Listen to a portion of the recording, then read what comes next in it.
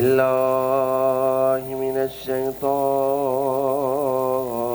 الرجيم.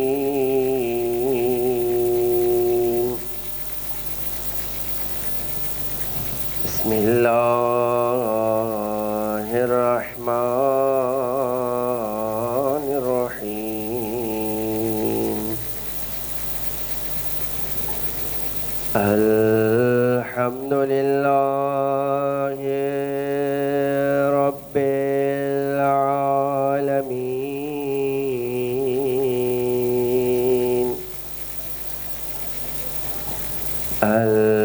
الحمد لله كما هو أهله.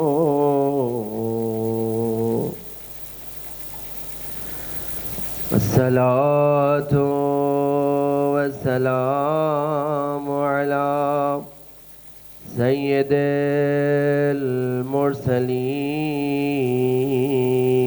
المرسلين وخاتم النبيين أبي القاسم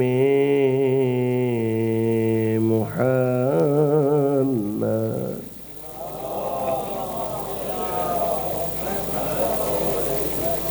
وعلى أهل بيته الطيبين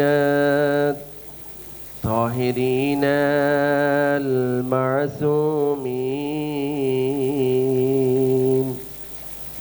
ولعنة الله على أعدائهم أجمعين. درود پڑھیں محمد وآل محمد.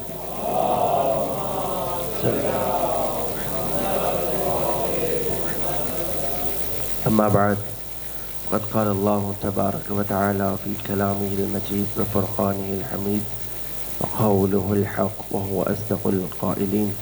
بسم الله الرحمن الرحيم. لعلي أعمل صالحا فيما تركت كلا إنها كلمة هو قائلها ومن ورائهم برزخ إلى يوم يبعثون. اپنے اپنے مال کی قبولیت کے لیے بآواز بلند صلوات.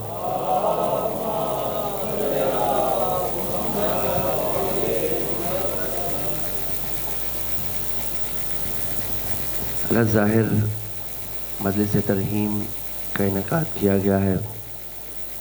برادر محترم جلیل بھائی اور عقیل بھائی کی والدہ محترمہ کے لیے دعا ہے خالق کائنات سے کہ خداوند کریم ان کی والدہ سمیت تمام مرحومین کی مغفرت فرمائے، انہیں اعلیٰ علیین میں جگہ عطا فرمائے، روز محشر لوائے حمد کا سایہ نصیب ہو. جو ان کے سال ثواب کے لیے تگدو کی گئی ہے، پڑھا گیا ہے، مجالس کا انعقاد کیا ہے، خداوند کریم ہم یہ تمام ذکر و اذکار ائمہ معصومین کی بارگاہ میں پیش کرتے ہیں تاکہ بہترین اجر کی صورت میں ہمارے مرحومین کو عطا کریں. اپنے اپنے مال کی قبولیت کے لیے ایک دفعہ بآواز بلند درود پڑھ لیجیے. محمد و آل محمد صلی اللہ علیہ محمد. یقیناً نیک تھیں تو ان کی اولاد یہ باقیات الصالحات کی صورت میں ہمارے سامنے دونوں برادران موجود ہیں. شاعر کہتا ہے کہ عشق شبیر میں وہ لوگ جو مر جاتے ہیں، عشق شبیر میں وہ لوگ جو مر جاتے ہیں، ایسا لگتا ہے پردیس سے گھر جاتے ہیں. یقیناً مرحومہ ایسی تھیں اور یہی بات ہمارے دل کو تسلی دیتی ہے، ورنہ یہ صدمہ برداشت کرنا انسان کے دل کی بس کی بات نہیں ہے. اس آیہ مجیدہ کو آپ کی سماعتوں کی نذر کیا ہے، تلاوت کرنے کا شرف حاصل کیا ہے. عموماً مجلس ترحیم پر اس آیت کا انتخاب کیا نہیں جاتا.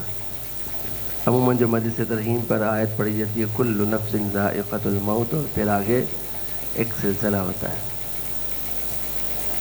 آج کوشش کروں گا خدا کی دی ہوئی توفیق سے کہ ایک ایسے موضوع کو آپ کی خدمت میں مطرح کروں، پیش کروں کہ جو عموماً ممبر سے کم بیان ہوتا ہے۔ دین مقدس بہت سارے مفاہیم کو سمجھانے کے لیے محسوسات کا سہارا لیتا ہے۔ مثال کے طور پر کچھ علوم ایسے ہیں جسے ہماری 5 سینسز حواس خمسہ درک کر سکتے ہیں، مثلا فزکس ہے، بایولوجی ہے، کسی حد تک میتھمیٹکس ہے، لیکن جہاں پر ایبسٹریکٹس کی بات آتی ہے وہاں پر پھر وہ محسوسات سے نکل جاتا ہے۔ فزکس ہے، پانی کیسے بنے گا؟ H2O۔ ہم اسے حسیات سے درک کر سکتے ہیں، کر سکتے ہیں۔ بہت سارے علوم ایسے ہیں، اسی طرح بایولوجی ہے، صاف الفاظ میں آپ کو بتاتا، آپ کے حواس خمسہ اسے درک کرتے ہیں، آپ اسے سمجھ پاتے ہیں۔ لیکن بعض علوم ایسے ہیں جسے ہمارے حواس خمسہ درک نہیں کر سکتے، یہ نہیں کر پاتے۔ ان میں زیادہ تر وہ چیزیں شامل ہیں کہ جنہیں شریعت نے محسوسات کا سہارا لے کر آپ کو سمجھانے کی کوشش کی ہے۔ مثال کے طور پر موت کا ذائقہ جب تک کوئی انسان چکھے گا نہیں تب تک وہ الفاظ میں بیان نہیں کر سکتا۔ خوب اس کو چکھنے کے بعد، موت کو چکھنے کے بعد یہ اپنے الفاظ کے ذریعے سے بیان کرے گا اور وہ ہماری پہنچ سے باہر ہو چکا ہوگا۔ شعراء نے اس کے لیے بہت سارے لفظ استعمال کیے ہیں، مثلا موت کے پنجوں نے اسے دبوچ لیا۔ موت کو کس سے تشبیہ دی؟ عقاب سے۔ کیا موت کے پنجے ہوتے ہیں جو آ کے دبوچتی ہے؟ نہ۔ یہ کیا کیا جا رہا ہے؟ یہ معقولات کو محسوسات کے ذریعے سمجھانے کی کوشش کی جا رہی ہے۔ عقلی جو معانی اور مفاہیم ہیں ان کو آپ کے حواس خمسہ میں لانے کے لیے محسوسات کے ذریعے سمجھانے کی کوشش کی جا رہی ہے۔ مثلا خداوند کریم قرآن میں گمراہی کی مثال دیتا ہے۔ کس طرح سے؟ وہ کہتا ہے کہ اندھیری رات ہے، کھلا سمندر ہے، کشتی ہے، گھٹا ٹوپ اندھیرا چھایا ہوا ہے، بادل چھائے ہوئے ہیں، آسمان پر ستارے بھی نظر نہیں آ رہے۔ اب یہ جو کشتی میں بیٹھا شخص ہے یہ کھلے سمندر میں کہاں جائے گا؟ خدا گمراہی کی مثال دے رہا۔ گمراہی کا تعلق مشرق سے ہے یا مغرب سے؟ شمال سے ہے یا جنوب سے؟ تعین کرنا مشکل ہے۔ چونکہ انسان جب پیدا ہوتا ہے تو اس کا سفر حواس خمسہ کے ذریعے شروع ہوتا ہے، اس لیے خداوند کریم بھی بہت سارے معنی اور مفاہیم کو سمجھانے کے لیے حواس خمسہ کا سہارا لے کر ہمیں وہ بات سمجھانے کی کوشش کرتا ہے۔ اب یہ شخص جو کشتی میں بیٹھا ہے، طوفان آئے تو کیا لکڑی کی کشتی ٹوٹے گی یا نہیں؟ ستارے دکھائی نہیں دے رہے، کیا یہ اپنی ڈائریکشن ڈھونڈ پائے گا؟ کیا یہ اپنی سمت تلاش کر پائے گا؟ تو کیا یہ کھلی گمراہی میں ہے؟ اس کو سمجھانے کے لیے محسوسات کا سہارا لیا جا رہا ہے۔ اسے کہتے ہیں تشبیہ معقول بالمحسوس۔ اسی طرح سے یہ دنیا ہے۔ دنیا کو کیا مثال دی گئی؟ قوس۔ قوس کیا ہوتا ہے؟ دائرے کو آدھا کر دیں تو یہ جو ایک سائیڈ ہے یہ قوس بنتی ہے، ایسے ہی ہے۔ کہا کہ دنیا کی مثال اس کوس کی طرح ہے. خوب کیسے؟ دنیا خود لفظ دنیا مؤنث ہے ادنا کا. ادنا یعنی کم تر، پست ترین، اور اس کا مؤنث دنیا، جس کا مفہوم اور معنی کیا ہے؟ پست ترین جگہ. اس آدھے پونے گھنٹے میں کوشش کریں گے کہ کیوں خداوند کریم نے اس اشرف المخلوقات کو اس پست ترین جگہ پر رکھا ہے. کیا یہ اس کے عدل الہی کے خلاف نہیں ہے؟ خوب، یہ گھڑی ہمارے سامنے موجود ہے، دائرہ ہے. سفر کہاں سے شروع ہوتا ہے اس کا؟ 12 سے. کہاں ختم ہوتا ہے؟ 12 پر دوبارہ. لیکن ایک کوس نزول ہے اور ایک کوس صعود ہے. 12 سے سفر شروع ہوگا اور یہ نیچے آنا شروع ہوگا، یہ کوس نزول ہے. اور پھر 6 سے سفر شروع ہوگا، 12 تک جائے گا، یہ کوس صعود ہے، سفر اوپر کی طرف جائے گا. سمجھے کہ ہمارا سفر اس 12 سے شروع ہوا جب ہم بطن مادر میں تھے، اور جب اس دنیا میں آئے تو وہ 9 مہینے کا سفر قدم بقدم طے کرتے کرتے ہم آ کر 6 پر کھڑے ہو گئے. اس سے پہلے جتنے عوالم تھے اس سے کوئی بحث نہیں ہے. عالم زر تھا، عالم ارواح تھا، پھر ہم عالم مادہ میں آئے. جب ہم عالم مادہ میں آئے تو ہم نے ایک کوس جو کہ نزول کی تھی اسے طے کر لیا. اب ہم آ کے کھڑے ہوئے 6 پر، اور یہ 6 دنیا ہے. تھوڑا سا آپ کو شروع میں بور کرنا ہے، اچھی نیند بھی آئے گی، لیکن جو جاگتے رہیں گے نتیجے تک انشاءاللہ پہنچ پائیں گے. یہاں 6 سے ہمیں سفر شروع کرنا ہے. دنیا میں زندگانی گزارنے کے بعد آنکھیں بند ہوئیں تو اب دوبارہ ہمارا سفر شروع ہوگا 6 سے، اور یہ اب کوس صعود شروع ہوگی. توجہ کیجیے گا. بتائیے، پہاڑ سے اترنا آسان ہے یا چڑھنا آسان ہے؟ اترنا آسان ہے. وہ جو آسان کام تھا وہ خدا نے آپ سے اور مجھ سے نہیں لیا.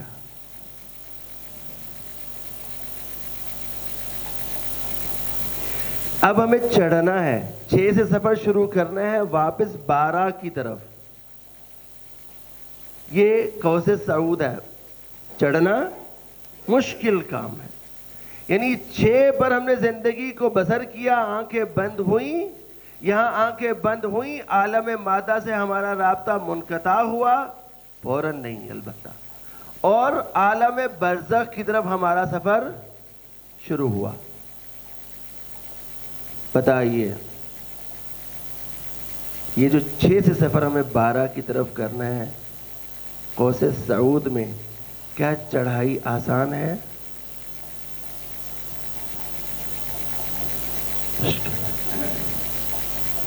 عالم برزخ مشکل سفر کا نام ہے. ایک معنی میں خود اس سفر کا بانی آپ کا اور میرا آقا و مولا امیر علیہ الصلوۃ والسلام کیا کہہ رہے ہیں؟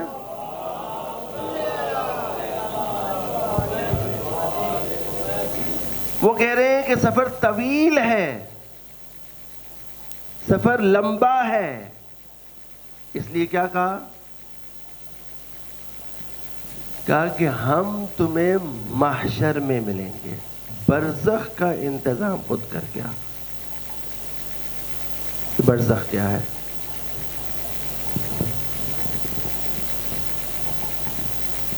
برزخ کیا ہے؟ عموماً عالم برزخ کو عالم مثال بھی کہا گیا. علماء فرماتے ہیں اور عرفا کہتے ہیں کہ انسان اپنی زندگی میں ایک مرتبہ کم از کم عالم برزخ کو دیکھتا ہے. توجہ کیجیے گا. اب یہ بقدر ہمت ہوتا ہے. خداوند کریم ہر شخص کو اس کی بساط کے مطابق عالم برزخ اس دنیا میں ایک دفعہ ضرور دکھا دیتا ہے, چاہے وہ حقیقی عالم برزخ کے 1000 حصے کا 1000واں حصہ ہو. لیکن انسان اپنی آنکھوں سے کم از کم ایک مرتبہ دیکھ لیتا ہے. ایک شخص گھر سے نکلا, کہتے میں روٹین کے مطابق گاڑی میں بیٹھا, سفر شروع ہوا. سفر جاری تھا. میں نے دیکھا کہ جیسے میں گاڑی میں بیٹھا, میں نے اپنی سیٹ پر کو سنبھالا تو بہت سارے لوگ بیٹھے تھے گاڑی میں. سب بہت خوش شکل تھے, ماں سوائے چاند دیکھ کے بہت خوبصورت لوگ بیٹھے تھے. کیا کہ اشارے کے بعد اب جب گاڑی چلنی شروع ہوئی تو میں نے دیکھا کہ وہ تمام کے تمام لوگوں کے چہرے متغیر ہو گئے. وہ انسانی شکل میں نظر ہی نہیں آ رہے تھے. ہمیں گھبرایا اور اسی وقت جو ذکر اذکار مجھے آتے تھے میں نے ان کو دہرانا شروع کر دیا. بالآخر میری منزل آئی. میں اٹھ نہیں پا رہا تھا, لیکن اس ذکر کی وجہ سے جو اذکار میں کر رہا تھا شاید اس نے مجھے ہمت دی. میں اٹھا اور اپنی جگہ سے نیچے اترا. اب جب اترا تو سکھ کا سانس لیا, لیکن سمجھ نہیں آئی کہ یہ تھا کیا, یہ ہوا کیا, یہ کیسا واقعہ میرے ساتھ پیش آیا. اپنی زندگی میں ایک استاد ضرور رکھنا چاہیے جو آپ کے روحانی معاملات کو, یہ پیروں فقیروں والے البتہ نہیں, کسی باعمل عالم دین کے ساتھ کہ جو واقعاً استطاعت رکھتا ہو آپ کی روحانی امراض کا علاج کر سکے. فوراً جس استاد کے پاس, جس کے پاس اخلاق بیٹھ کے سیکھتے تھے, فوراً ان کے محضر میں حاضر ہوا, سلام کیا اور سارا ماجرا بیان کیا. کہا استاد یہ کیا تھا؟ کہا آج تمہیں خداوند کریم نے عالم برزخ کی ایک جھلک دکھلائی ہے. کہا وہ کیسے؟ کہا جب تم گاڑی میں بیٹھے تھے تو سب اپنے نارمل حالات میں بیٹھے ہوئے تھے, لیکن جیسے ہی گاڑی اشارے پر پہنچی, گاڑی کے آگے سے ایک خوبصورت عورت گزر کے گئی. جیسے ہی وہ گزری تمام کے تمام افراد اس عورت کی طرف متوجہ ہوئے. جو دور تک اسے چھوڑ کے آتا گیا اس کا چہرہ ویسے ہی متغیر ہوتا گیا, اور خداوند کریم نے تجھے ان کے حقیقی چہرے دکھائے. کہا میں کیسے بچا؟ کہ تو جو ذکر کر رہا تھا اس ذکر کی وجہ سے تو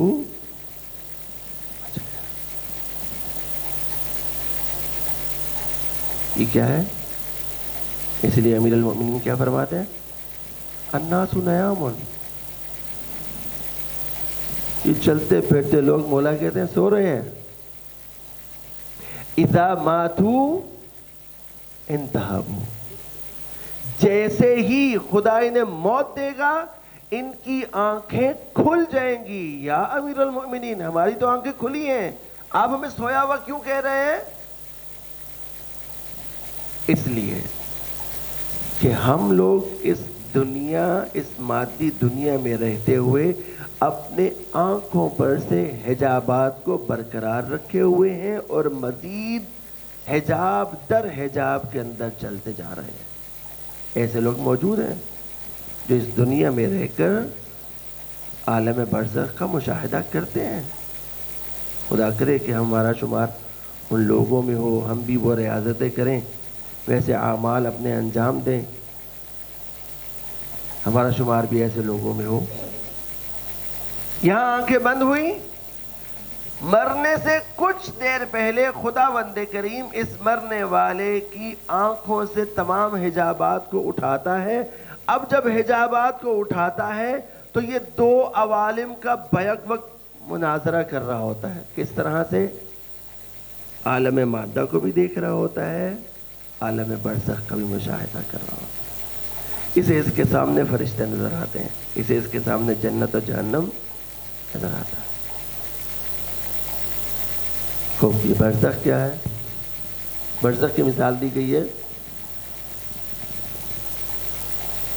کہ برزخ ایک گھاٹی کا نام ہے. گھاٹی کیا ہوتا ہے؟ آپ پہاڑ سے نیچے اترے, جیسے ہی نیچے اترے اور آپ نے ٹرن لیا, ٹرن لیتے کے ساتھ سامنے آپ کو ایک کھائی نظر آتی ہے, جسے دل دیکھ کر آپ کا ایک دفعہ دل دہل جاتا ہے. یہ برزخ کی سادہ مثال ہے. برزخ کے اندر ایک نہیں کئی گھاٹیاں ہیں. ایک گھاٹی برزخ کے اندر کئی گھاٹیاں ہیں. مثلا پھر محسوسات کے ذریعے سہارا لینا پڑ رہا ہے. ہم نے لاہور سے اسلام آباد کی طرف سفر شروع کیا تو لاہور سے نکلتے سب سے پہلے ایک شہر آیا گجرانوالہ. ہم نے موٹر وے سے سفر شروع نہیں کیا, ہم نے جی ٹی روڈ سے سفر شروع کیا. گجرانوالہ جانے کے لیے کتنے موڑ آئے اور کتنے موڑوں کو کراس کرنے کے بعد ہم بالآخر گجرانوالہ پہنچ گئے. خوب, یہ تصور کریں کہ پہلی گھاٹی کا نام ہے اخلاق, اور اس گھاٹی تک پہنچنے کے لیے کئی موڑ ہیں, اور ان موڑوں پر کتنے کتنے سال انسان حساب میں اور عذاب میں گزارتا ہے. مثلا ایک موڑ کا نام ہے عالم دین کے ساتھ اخلاق, ایک موڑ کا نام ہے استاد کے ساتھ اخلاق, ایک موڑ کا نام ہے ماں کے ساتھ اخلاق, ایک موڑ کا نام ہے ہمسائے کے ساتھ اخلاق, ایک موڑ کا نام ہے مؤذن کے ساتھ اخلاق, ایک موڑ کا نام ہے مسجد کے گارڈ کے ساتھ اخلاق.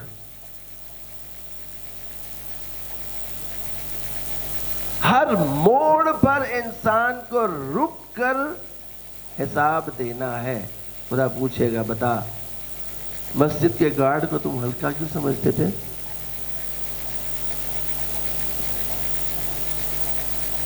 بتاؤ, تم اپنے گھر میں موجود ڈرائیور کو بہت ہلکا سمجھتے. ہمارے ایک دوست بتا رہے تھے کہ اسکولوں میں جب چھٹی ہوتی ہے تو بہت سارے اچھے والدین بھی ہوتے ہیں جو گاڑی سائڈ پہ لگا کر بچوں کو لینے جاتے ہیں, لیکن بس اوقات بعض والدین گاڑی سمیت ہی اسکول کی لائن میں گھس جاتے ہیں اور بریک لگاتے ہیں جا کر اسکول کے گیٹ کے آگے. اب گارڈ جو ہوتا ہے اس کا رویہ وین ٹو وین یا یہ کہوں وہیکل ٹو وہیکل چینج ہوتا ہے. چھوٹی گاڑی ہوتی ہے تو گارڈ کیا کہتا ہے, رویہ چینج ہوتا ہے. بڑی گاڑی ہوتی ہے تو رویہ, اور بڑی گاڑی ہو تو اور عاجزی اور انکساری آتی.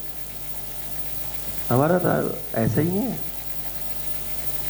ڈرائیور, مسجد کا گارڈ, مسجد کا مؤذن, مسجد کے علامہ, اور پھر ہماری ملاقات فوراً ہی سابقہ وزیر اعلیٰ محسن صاحب سے, جو نقوی صاحب تشریف لائے ہوں تو کیا ہوگا؟ خدا پوچھے گا کہ تم نے یہ تفریق کس بنیاد پر کی تھی؟ آپ سارے موڑ طے کرتے ہوئے اب پہنچے کہاں پر؟ خود اس اخلاق کے شہر میں.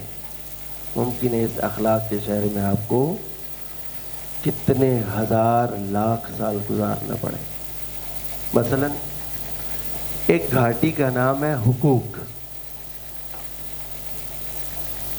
پہلے موڑ کا نام ہے والدین کے حقوق, دوسرے موڑ کا نام ہے اولاد کے حقوق, تیسرے موڑ کا نام ہے زوجہ کے حقوق، چوتھے موڑ کا نام ہے، یہ مثالیں ہیں،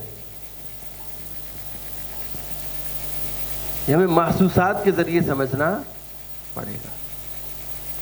ہر موڑ پر رک کر ہمیں حساب، وہ کام جو دنیا میں سستے داموں ہو سکتا تھا، وہ کام جسے دنیا میں رہ کر ہم سستے جان چھڑوا سکتے تھے، ماں ناراض ہو گئی۔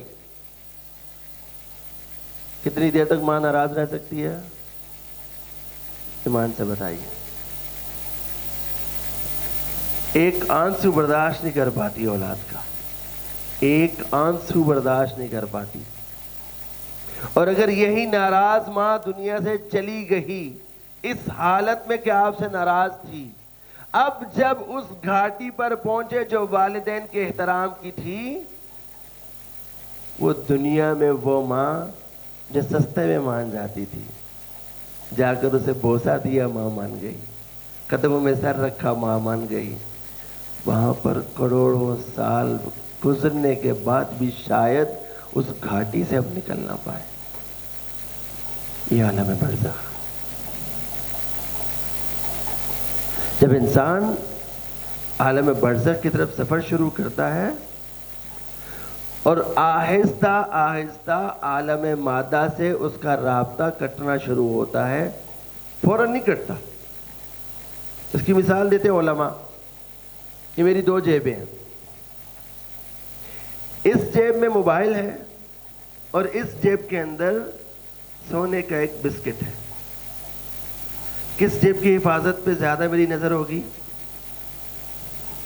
سونے کا بسکٹ۔ اگرچہ موبائل بھی مالیت رکھتا ہے، دونوں کی حفاظت کروں گا، لیکن زیادہ کس کی حفاظت کروں گا؟ جس جیب میں سونا موجود ہے۔ 10 تولے کا بسکٹ میری اس جیب میں موجود ہے۔ اب اگر ایک اور 10 تولے کا بسکٹ اس جیب میں آ جائے، بتائیں موبائل والی جیب کا زیادہ خیال رکھوں گا یا اس کا؟ اصلاً موبائل والی جیب سے میری نظر ہٹ جائے گی، اب میری ساری توجہ اس جیب کی طرف۔ بہت ہلکی مثال ہے۔ جیسے انسان عالم مادہ سے رخصت ہو رہا ہوتا ہے اور اس کی آنکھیں کھلتی ہیں تو اسے سمجھ میں آتی ہے، اوہ یہ جس کے لیے میں نے 70 سال گزارے تھے اس کی تو کوئی ویلیو نہیں تھی، ویلیو تو اس مادہ کی، اس عالم برزخ کی تھی۔ مجھے خداوند کریم نے یہاں کس لیے بھیجا تھا؟ اس لیے کہ میں عالم برزخ کا سفر طے کرنے کے لیے یہاں پر زادِ راہ اکٹھا کروں۔ آپ کو ایک سفر کرنا ہے، صحرا کا سفر ہے، پیدل بھی کر سکتے ہیں، لیکن کیا ہی اچھا ہو کہ آپ کو ایک بہترین تیز رفتار سواری مل جائے۔ چلیں، اس تیز رفتار سواری کے ساتھ اگر آپ کو سایہ مل جائے تو سفر اچھا گزرے گا کہ نہیں؟ اگر اس تیز رفتار سواری اور اس سائے کے ساتھ آپ کو زادِ راہ مل جائے، سفر مزید بہتر ہو جائے گا۔ لیکن اگر اس سب کے ساتھ آپ کو سفر گزارنے کے لیے ایک دوست بھی مل جائے تو سفر کا مزہ، کبھی موقع ملا تو روایات میں اس سب کے بندوبست کرنے کا یہاں دنیا میں طریقہ بتایا گیا ہے، کس طرح سے کن اعمال کے ذریعے آپ دوست کو ساتھ لے کر جا سکتے ہیں، کیا اعمال انجام دیں تو عالم برزخ کے لیے آپ کو تیز رفتار سواری مل سکتی ہے، کیا اعمال انجام دیں تو آپ کو عالم برزخ کے لیے خداوند کریم سایہ فراہم کرے گا، کیا اعمال انجام دیں تو آپ کو پڑاؤ ڈالنے کے لیے ایک ٹھنڈا خیمہ بھی خدا مہیا کرے گا، کون سے اعمال انجام دیں۔ اگر میں اس طرف گیا تو موضوع طویل ہو جائے گا۔ ہو کیا کریں؟ خود بسا اوقات جب اس موضوع کو بیان کرتا ہوں، پچھلے سال رمضان المبارک میں جوانوں سے خطاب کرتے ہوئے میں نے اس موضوع پر گفتگو کی تھی، تو خود بھی دل جو ہے نا وہ گھٹنے لگتا ہے۔ کہ اگر اس سفر کا بانی کہہ رہا ہے کہ سفر طویل ہے تو پھر مجھے بتائیں کہ سفر کتنا طویل ہوگا جس کی طوالت خود امیر المؤمنین بتا رہے ہیں۔ بس عزیزان محترم، حل کیا ہے؟ نہ سلانا ہے نہ ڈرانا ہے، حل کیا ہے؟ کیا کریں کہ عالم برزخ کو ہم بہترین انداز میں طے کر سکیں؟ معتکفین حضرات تشریف فرمائیں۔ بہترین فرصت خدا نے آپ کو دی ہے،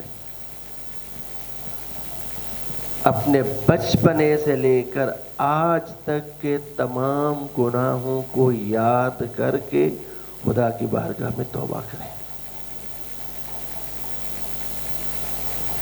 جو معاملات سستے معیار میں نبٹ سکتے ہیں انہیں نپٹائیں۔ جہاں معاملات کے اندر خرابی پیدا کی ہے کسی کے حق میں، حقوق الناس خدا معاف نہیں کرے گا۔ حقوق الناس صرف دو شخصیات کے معاف ہو سکتے ہیں، کون؟ ابھی بتاؤں گا۔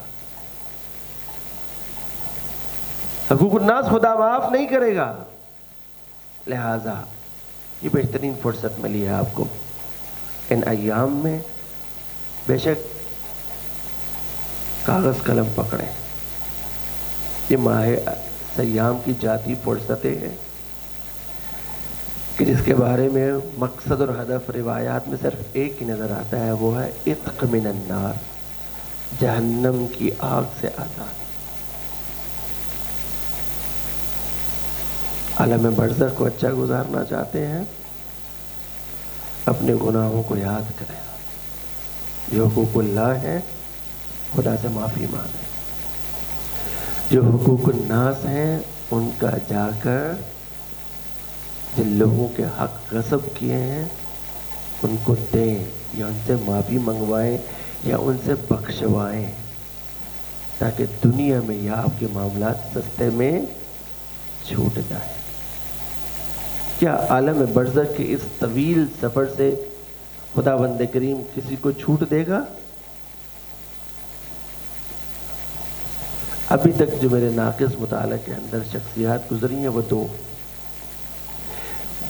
قسم کے لوگ ہیں جنہیں خداوند کریم اس عالم برزخ سے تیزی سے گزارے گا۔ ایک خود شہید ہے کہ جس کے بارے میں روایات بہت ساری ہیں کہ اول قطرۃ من دم الشہید کفارۃ لذنوبہ، پہلا قطرہ جب شہید کے بدن سے زمین پر گرتا ہے تو خداوند کریم کہتا ہے کہ یہ ایک قطرہ اس کے تمام تر گناہوں کا کفارہ ہے، چاہے جائے کہ اس شہید کا سارا خون بہہ جائے۔ ایک شہید،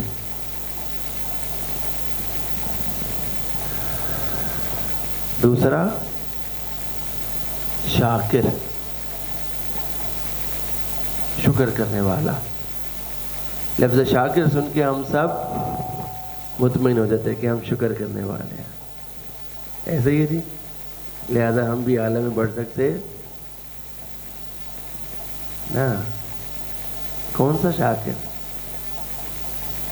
جو صابر ہے اور شاکر ہے، صحابی صابر شاکر نہیں، جو صابر ہے اور اس کے اوپر شاکر ہے۔ کیا مطلب؟ ایک شخص ہے ساری زندگی خداوند کریم نے اس کو مصائب میں مبتلا رکھا ہے، یا دانستگی میں اس نے کوئی کام ایسا انجام دیا تھا کہ خداوند کریم نے اس کو ساری زندگی آزمائشوں سے گزارا، اس لیے کہ جب یہ میرے محضر میں حاضر ہو تو اس کے ذمہ میں کوئی گناہ باقی نہ بچے۔ چھوٹی سی مصیبت آتی ہے ہم پریشان ہو جاتے ہیں۔ یہ شخص کہ جسے خداوند کریم نے مصائب میں مبتلا رکھا تھا، نہ صرف یہ کہ اس نے ان مصائب کے اوپر صبر کیا بلکہ خدا کی بارگاہ میں دونوں ہاتھ اٹھا کر خدا کا شکر ادا کیا کرتا تھا۔ نبی علیہ السلام نے پوچھا نا کہ بار الہ تیرا اس زمین پر بہترین بندہ کون ہے؟ کہا فلاں جگہ چلے جاؤ، میرا مقرب ترین بندہ وہاں تمہیں مل جائے گا۔ اللہ کے نبی گئے، کیا دیکھا؟ دونوں ہاتھ نہیں ہیں، دونوں پاؤں بھی نہیں ہیں، ٹانگوں سے معذور ہے، آنکھیں بھی نہیں ہیں، خود ہل نہیں سکتا۔ اس کے پاس کیا ہے؟ دو چیزیں ہیں، ایک کھا سکتا ہے، ایک سن سکتا ہے۔ دیکھا یہ بندہ گفتگو کر رہا ہے، قریب گئے، کان لگائے،